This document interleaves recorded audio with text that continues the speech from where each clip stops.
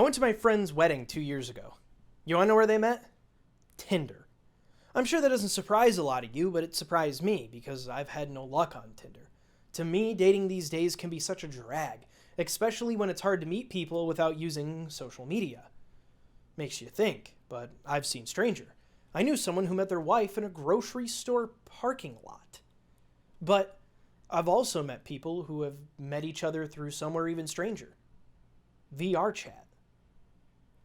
Hey, why don't we talk about that?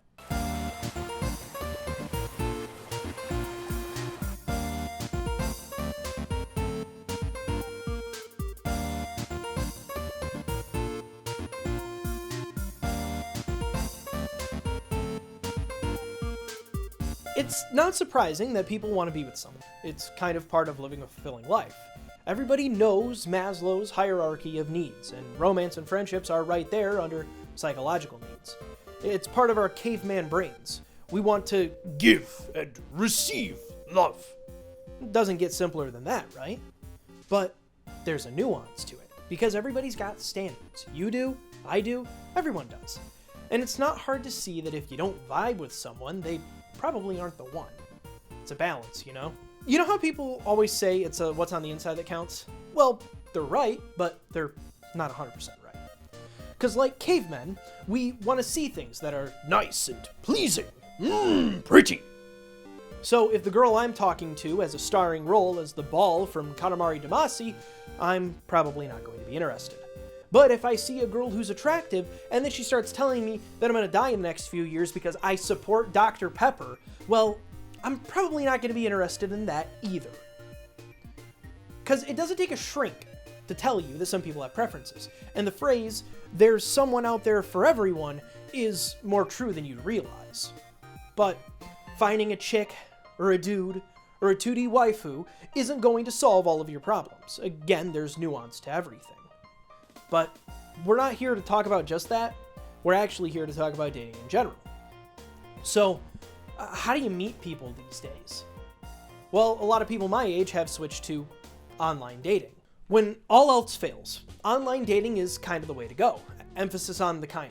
The thing about online dating is that it's too modern, I guess. You don't really get to know people. It's a gamble. A vast majority of the online dating space is just different skinned versions of Tinder.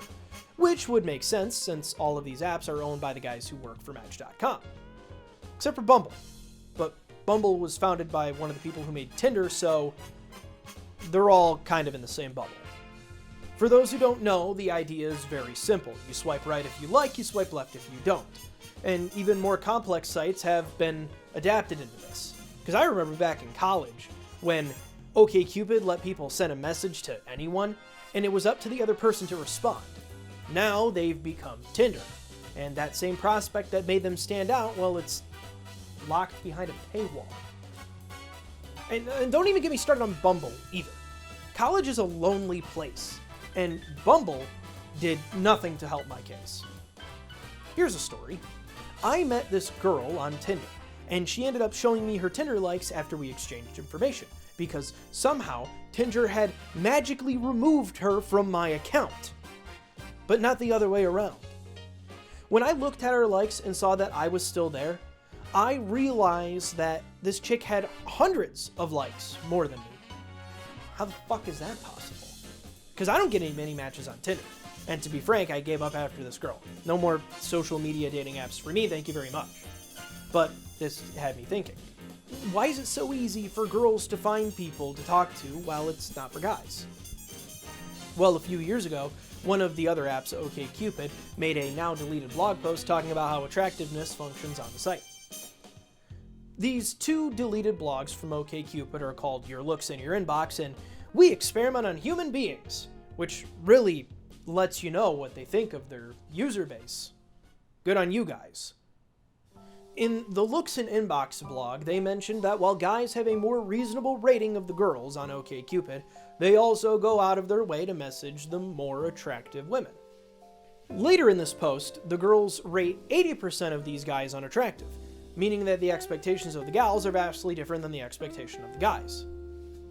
Now, this isn't definitive proof that you, the viewer, aren't getting laid on account of being a fucking creature, but it could be part of it.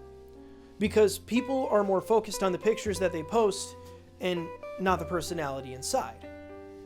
Because get this, in the blog We Experiment on Humans, for a day they removed the ability to see photos from user profiles, turning OkCupid into a blind date app. When the photos were gone, more people talked to one another and exchanged information quicker. Once they brought the pictures back, like magic, it stopped. So there's your answer. Being pretty online gets you dates, but we are talking about two different kinds of you. The social media you and the real you. Remember that one friend that seemed like he would never get a girlfriend, and then all of a sudden he has one? There is a good chance that he met that person organically. That person got to know your friend first and didn't completely focus on what your friend looked like.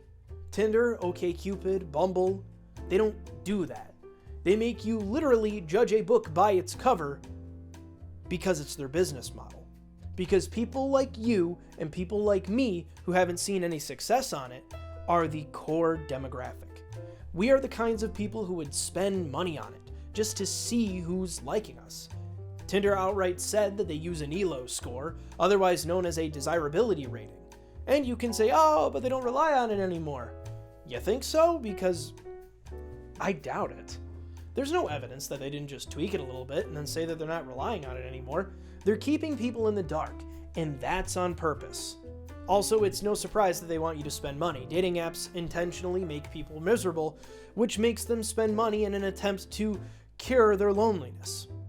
Going back to your friend, well, how do you meet people organically? Well, you talk to them, but I know what you're gonna say. Oh, but I'm scared. I don't like talking to people. It's scary. Well, then let's talk about a way to get over that. Virtual reality is freaking awesome. I would know. I bought an Index. There's tons of cool shit to do on it. Blade and Sorcery, Pavlov, Boneworks, Half-Life Alyx, it's freakish sweet. But there's this huge app that I want to talk about. VRChat. Because VRChat is a beast. You can play it on almost anything. It started a bunch of memes, and there's a bunch of super sick worlds. It doesn't take a big brain individual to get why it's so cool. It's not as robust as something like Second Life, which is the closest thing my brain can come up with when it comes to a similar game, but it's given plenty of people their social fix for a while now. You get on, you pick a world, and you talk to people, sometimes for hours. Granted, it's obvious I should mention that VRChat is not a dating app. No sir, it is a hangout app. The information from this video doesn't mean you should court the first Hatsune Miku you run into. But the environment that VRChat provides is ripe for real relationships to blossom. Well, why is that? Well, it comes down to 4 key features that VRChat has: avatars, tracking, voice chat, and immersion. So, let's look into it. Because there's no shortage of avatars on the game. And the best part about it is, when people choose their avatars, you can discern some portion of their personality from the way that their avatar looks. It's like looking at the way that people dress up. Their hair, their makeup probably, whatever clothes they wear, but it's exaggerated to a degree, because the avatar is a vessel for players to show their personality. For example, let's look at my avatar list. When I play the game, I usually pick between a few avatars. Sometimes I'm a Combine from Half-Life Alyx. Sometimes I'm Banjo. Sometimes I'm Kiryu. Heck, even sometimes I'm Unit 2. These avatars show you what kind of games that I like, some of my favorite anime, and even if I'm a mature person, to an extent. It's not a foolproof way of understanding the inner workings of somebody, but like clothing, it is an perceived first impression. It's a conversation starter. You don't know what the person looks like, but you do know what they might be interested in. Remember that blind date thing I mentioned earlier? Both of you look like video game characters. You're not concerned with what the other person looks like, so you can talk a little easier and a little more freely, because you know the other person isn't judging you based on your looks. Let's talk about tracking. When you move your arms in VRChat, you move them in real life, and whether or not you know it, you move them when you talk too. It's body language. And if you have a VR headset on, you're doing it, and people notice. It's not a bad thing. because everyone picks up on it, even if they don't know. It's one of those weird autopilot things that we do. When someone sits down to listen to a story, they're invested, and this is something that everyone does. You don't get that shit through matching people and texting, because when you text somebody, shit gets lost in translation.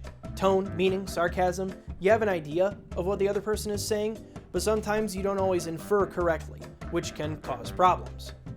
That's why all of these kids and people on Twitter put their fucking /S and /T and rush B at the end of their Twitter profiles or posts. It's not that hard to infer what people are saying on social media, but when you're in VR, none of that matters. It's voice chat. You can hear the way people speak. And since our brains combine that data with body language, bada bing, bada boom, it all comes together for a genuine conversation that doesn't get lost in translation. And then, of course, there's immersion, something all VR enthusiasts talk about. It's like getting in the zone, but on crack.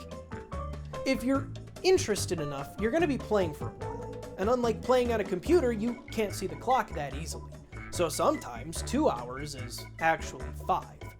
Since VR chat is built for socializing, time can pass by without players realizing it. With the right people, a brief conversation in a virtual bar turns to wandering around a 1-to-1 scale replica of Kmart. And then it might turn into 3 hours of karaoke.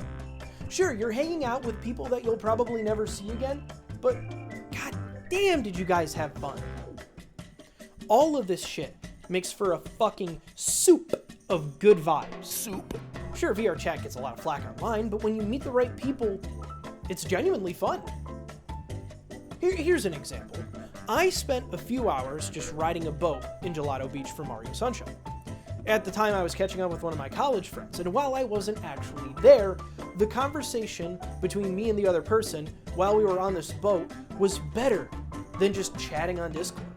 This is why I think VR chat is a better place for long-lasting relationships to work compared to some shit like Tinder. All of the crap that I mentioned previously all comes together to bring people together organically. You're meeting people and connecting on personality alone. You see how they act in public and how they move in real life. They have a headset for it. But I'm sure you're gonna say something like, "Oh, but I think I'm ugly," or "I don't want to be catfished online," or even, "Oh man, what if she's from England?" Outsmarted by a Yankee. And those are valid responses. You're right. You don't just start online relationships and go, "Ah, shit, what if the girl thinks I'm ugly?" But here's the deal. If you're talking to someone long enough for a relationship to happen, you've probably already started talking off of the app or even video chatting. And if they really like you, they probably aren't going to be dissuaded by your Quasimodo-like appearance. And catfishing happens to everyone online too, even Tinder. There's a reason that people look down on filters and those pictures that are taken from an upwards angle. You pick your battles, you know? And of course, long-distance relationships happen too, but it's about the bond between one another and how much you actually care about each other for something like that to work. It's not impossible for it to work because I've met people who have met their girlfriend or boyfriend on the app. In fact, that was the whole catalyst for this video. How does meeting someone on VR chat differ from meeting someone on a dating app? And I think that aside from discussing that in this video, asking a real couple might help a little better. And lucky for you guys, I'm already a step ahead of you. So we'll start off with a pretty easy one. Can you guys tell me about how you met? I'm out and about, wandering around on the guy at night. We're going around there, I'm like singing tunes and stuff, and then I'm pretty sure she was like singing a Missy Elliott song, and then I followed up on some lyrics. Of course, like about a month or two after that, we started talking on Discord, like with a whole bunch of people, and like talking more often and everything. Gotcha. Yeah, we got a whole circle going on, and then, well, we had a lot of moments between like her, like just her and I, of course, and then eventually like we showed our faces on camera and stuff, whatnot, and then we see each other. How did you grow your friendship and in turn your relationship outside of VR chat? It went from VR chat to Discord. Discord. And then I was already like crushing on him, even though I only knew what his voice sounded like. And then I saw his picture on Instagram. We like exchanged Instagram, and I'm like, oh no, he's hot too. What am I gonna do? No. I had vacation time requested ahead of time, but I didn't plan anything for it. I just wanted time off from work, whatever. My gut instinct really told me like I have to meet this guy, like. And I've never been in a long distance relationship. I never like met anybody online. Like I did OkCupid for like 2 minutes, and like I met like 2 people off of it and went on like 1 date. I'm gonna kind of start off at the point where you announced when you were like going to come to see me, cause like Oh, yeah. I wasn't okay. So I was really like going into VR chat in general, not like just like me and her, I guess, but like going into VR chat in general, I wasn't really like expecting a whole lot, considering like before then, like whenever I like watch YouTube videos on VR chat, it's just people goofing off or whatever. I don't know, like I've talked with people like online and stuff before, and like nothing really kicked off there. And so like when she announced when she was coming to see me, it was like a total like surprise to me. I couldn't really like actually believe it, so I'm just like, oh my gosh, it's happening. It's really gonna. I scared the shit out of her because I slept in because I was supposed to pick her up from a Starbucks down in South Bend, Indiana. Supposed to pick her up from a Starbucks from down there, and I slept in a little, so I got there kind of late, but she managed to stick through it despite being scared as hell, and her friend like feeding her like the benefit of the doubt and stuff like that. Like, Have you found VR chat helpful in fulfilling social needs during times where you were unable to? Hell, oh, absolutely.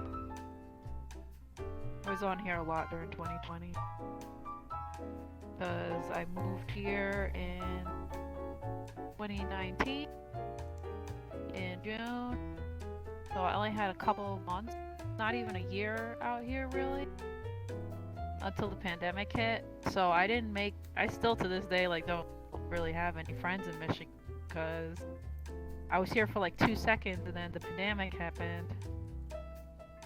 So I'm hoping next year I can finally make some friends out here. Any advice for other bachelors/bachelorettes who are having trouble meeting people and are looking to things like Tinder or Bumble or even trying to come on here and meet people? I say, girl, have some self-respect. Like, don't settle for less. And, like, just look for compatibility. Don't, like, pretend to be someone else or, like, pretend to be something you're not to find someone. Just meet people as human beings rather than trying to, like, find the one. But, yeah, compatibility is number one. Just be responsible, I guess. Just be responsible. Yeah, like, this whole thing wouldn't have worked, like, the long day if we weren't honest to each other. Yeah, yeah. Because it's like, what's the point? You know, I mean, maybe you'll get a nut out of it, but then it's like, okay, Anne, I don't know. I want something greater in life when it comes to romance. Like, I want, like, compatibility and friendship and, like, real shit. There's no reason to lie and, like, just, like, hide behind the bush and beat around the bush and everything. Like, what's the point, man? What are we all here for? To just bullshit each other? That doesn't make sense. I want to say this one more time. I don't think VR chat is a dating site. Don't go on VR chat for the purpose of finding a relationship. To be honest, all online dating isn't healthy for people. Tinder, Hinge, Bumble, OkCupid, they're all meant to make both men and women lose out on what really matters. Building a connection. Not picking someone from a list like you're buying grapes at the grocery store and then not getting those grapes because the grapes think that you're ugly. But what VR chat can do for you is help you work on your social skills, because in the VR world you have a voice, a name tag, and an ever-changing avatar.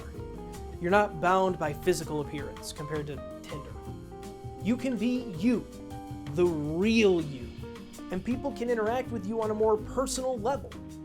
You can build your social skills, become more confident, and then go outside and meet people IRL. You'll make friends with those people first, but those friendships will blossom into relationships. While it can happen to some people who choose to use the app, it's not going to happen to everyone. VRChat is not a dating app, and while some people may pull it off, it's not common.